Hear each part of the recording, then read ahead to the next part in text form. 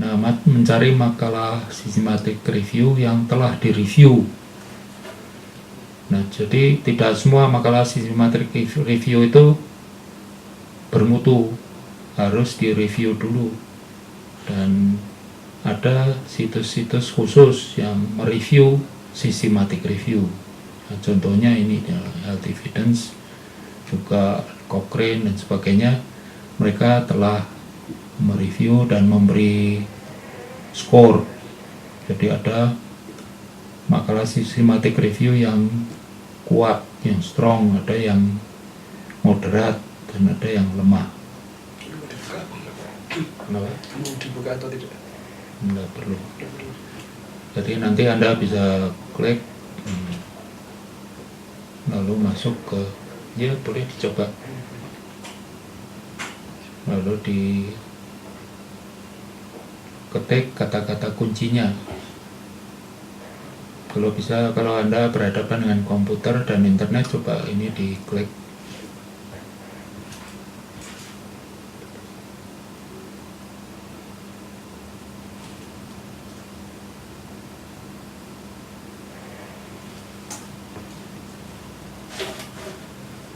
Kemudian kalau Anda belum menjadi anggota dari Health Evidence, bisa sign in dulu, jadi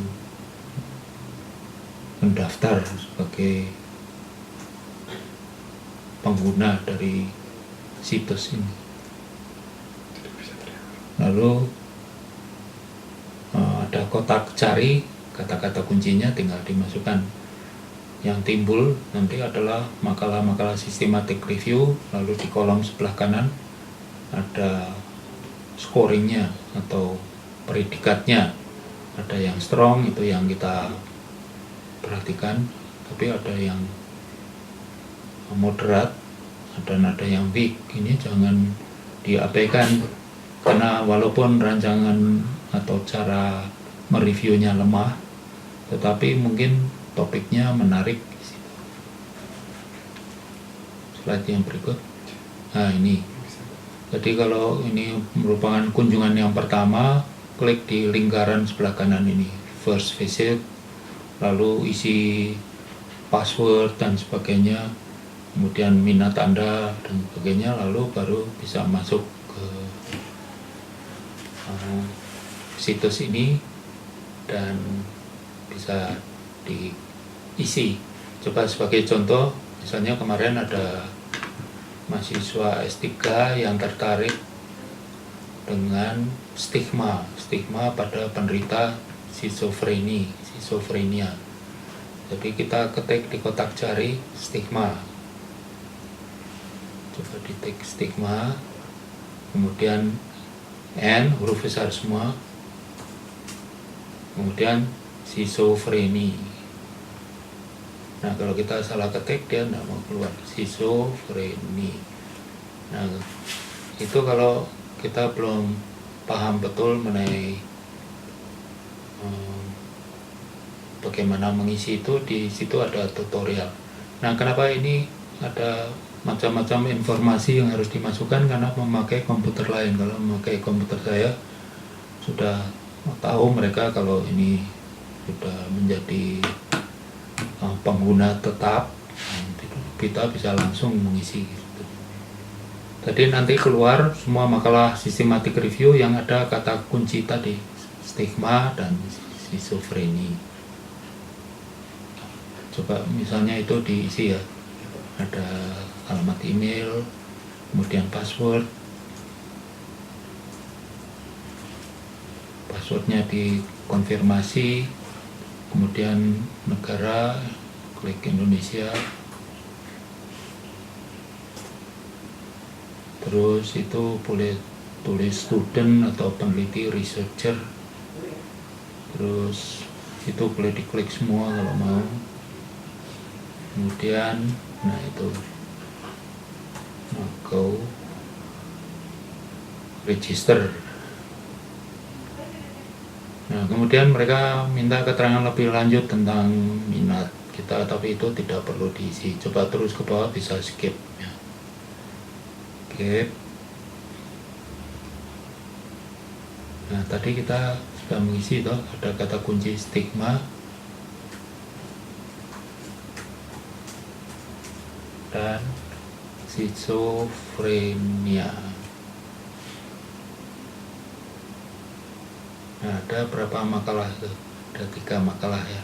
Dan yang pertama itu scoringnya strong, kemudian yang kedua itu moderat, dan yang ketiga weak, lemah. Coba klik yang strong itu.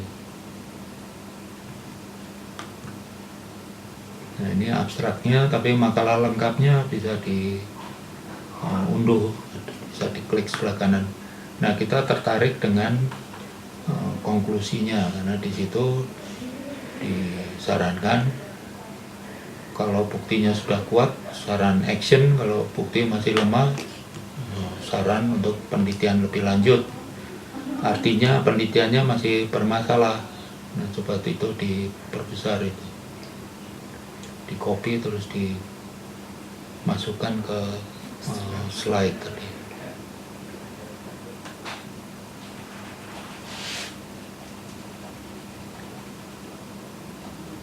Di slide baru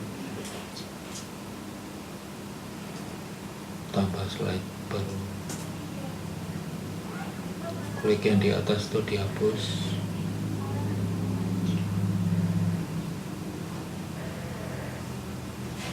Jadi kesimpulannya, media massa, intervensi media massa ini bisa elektronik, bisa tercetak, bisa media lain, dapat mengurangi ketidakadilan atau prasangka, prejudice. Tetapi tidak ada bukti yang cukup untuk menetapkan pengaruhnya pada diskriminasi. Jadi akibat dari stigma itu 2, 1 prasangka dan 2 diskriminasi. Kalau penelitian tentang akibat dari stigma pada prasangka itu sudah cukup banyak, tetapi bukti tentang akibat terhadap diskriminasi masih kurang.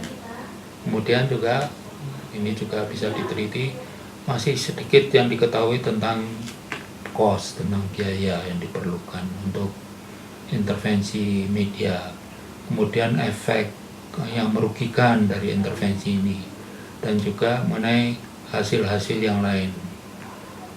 Mungkin selain pengaruhnya pada penurunan prasangka dan penurunan diskriminasi, mungkin ada pengaruh-pengaruh yang lain. Penelitian atau review kami menemukan beberapa penelitian di negara-negara middle income dan low income, atau beberapa penelitian yang dilakukan pada employers, pada atasan atau profesi tenaga kesehatan sebagai kelompok sasaran. Tetapi tidak ada yang diteliti pada anak-anak atau pada remaja. Jadi ini juga menarik untuk meneliti stigma pada anak-anak atau remaja yang menderita schizofrenia.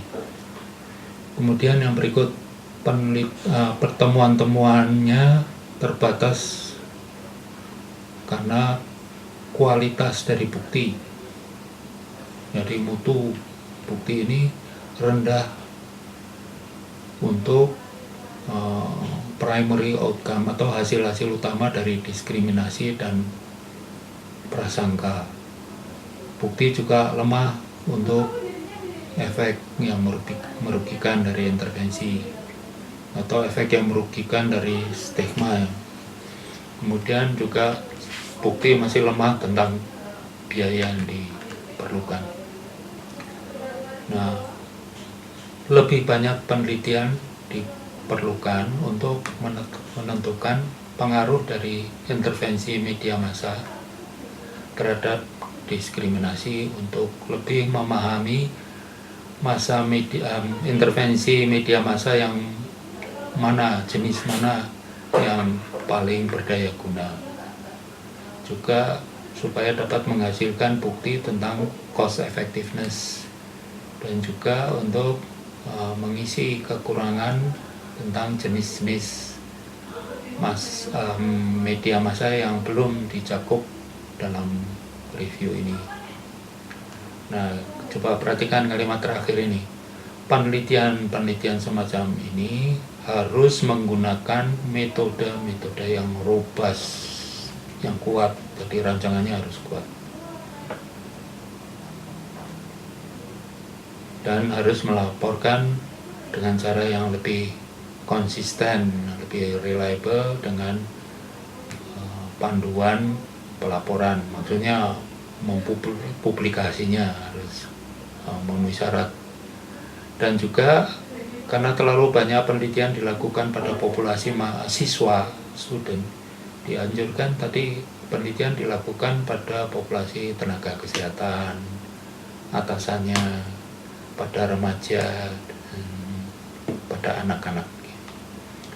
Jadi masalah penelitiannya tetap sama, apakah ada kaitan antara intervensi media massa dan diskriminasi serta prasangka. Anda bisa menambahkan kata bermakna, apakah ada hubungan yang bermakna atau hubungan yang kuat antara intervensi media massa dan prasangka serta diskriminasi.